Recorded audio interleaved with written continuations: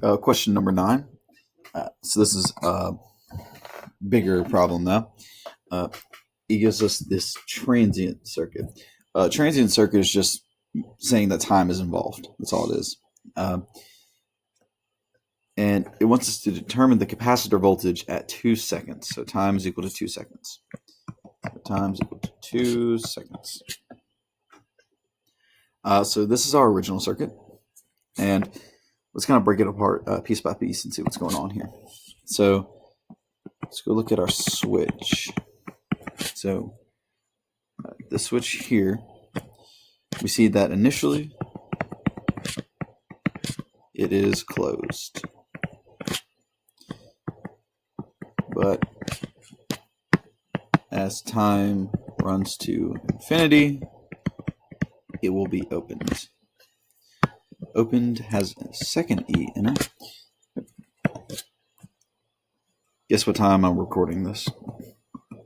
Comment below. Winner gets 30 bonus points on their test. So time infinity, we have that opened up. So whereas before it was closed, it's opened up now, and it creates an open terminals in the circuit. So now this battery here, this battery isn't supplying anything to the circuit. Because it's an open circuit, I can essentially just ignore it because no current will go down those branches. So now the only source of voltage that I have from this circuit is coming from the capacitor because it has stored up voltage in it. So like we said, this is going to be our initial. Let's go and draw our time at infinity.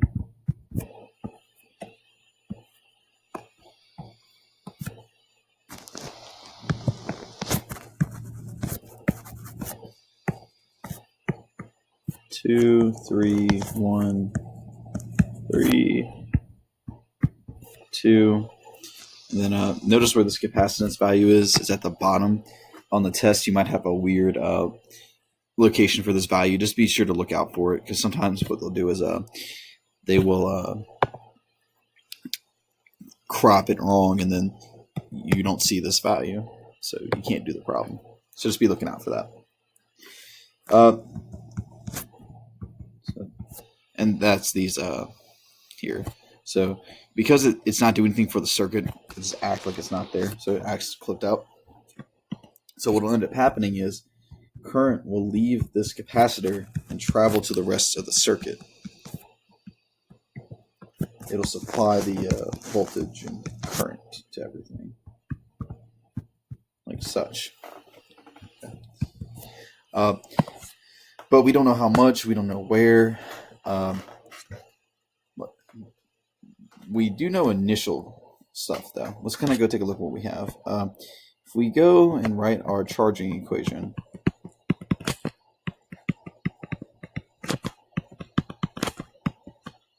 so V of C initial minus V of C at infinity, e to minus t over tau. Let's go see what we have, what we don't have. So we have time, cool, and nothing else. But looking at the circuit, we can figure some stuff out. Let's go break it apart. So if I'm looking at my infinity circuit over here, so as time runs to infinity, this capacitor is going to run out of voltage. The capacitor will run out of voltage. So V of C at infinity equals 0. Well, that helps. Get rid of that and get rid of that.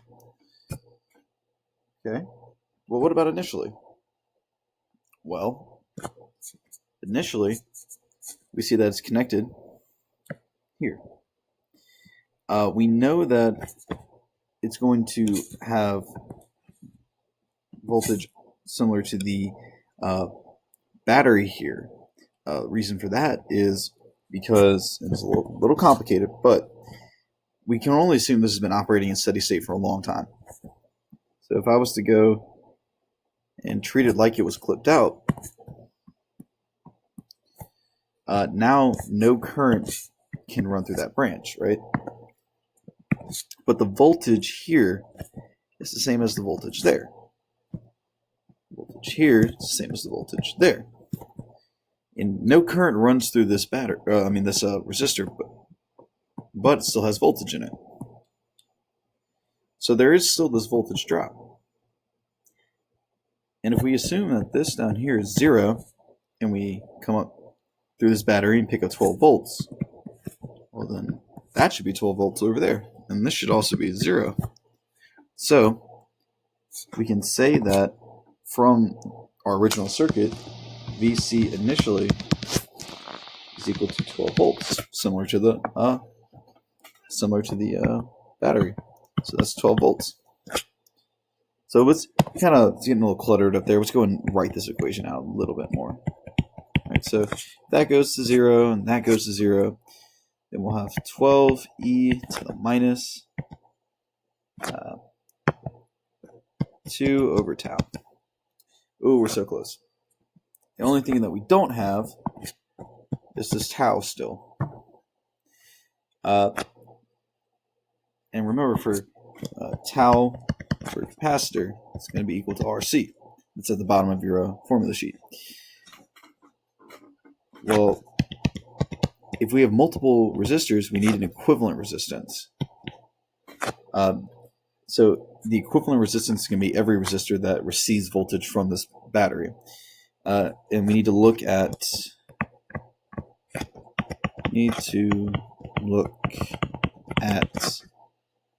time is equal to 0 circuits.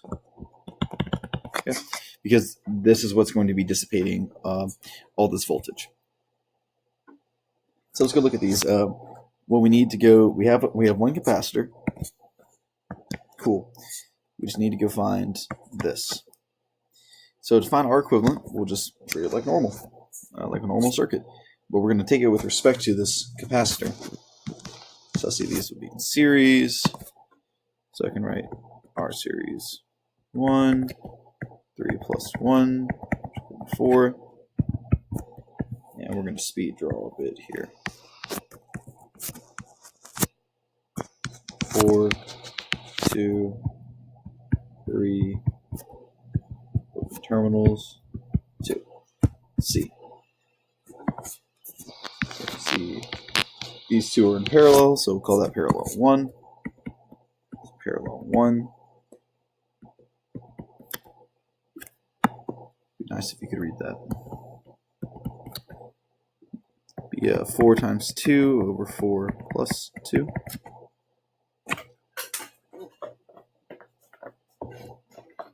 Which give us 1.33.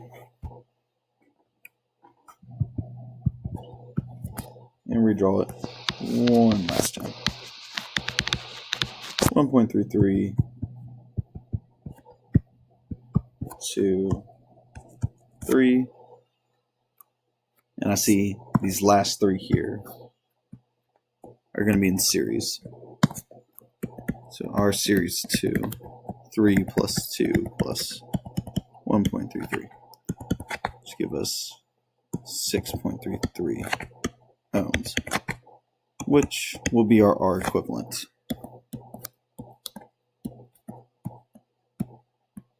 6.33, and then our capacitor. All right, so now we can find our time constant. So 6.33 ohms. Our capacitance value is 157.9 millifarads. And remember, we want to keep everything in base units when we are multiplying out. So 157.9 times 10 to the negative third farads.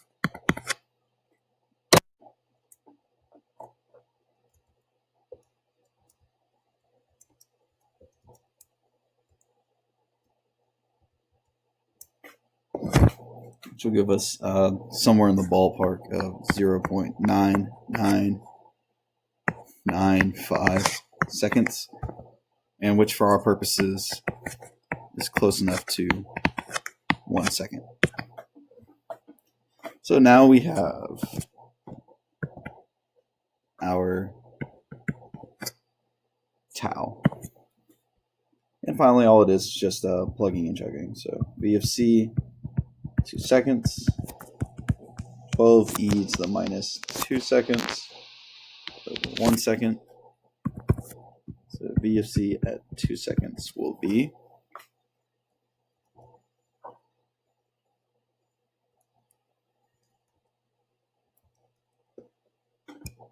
I'm getting 1.62. Yep. 1.624 volts.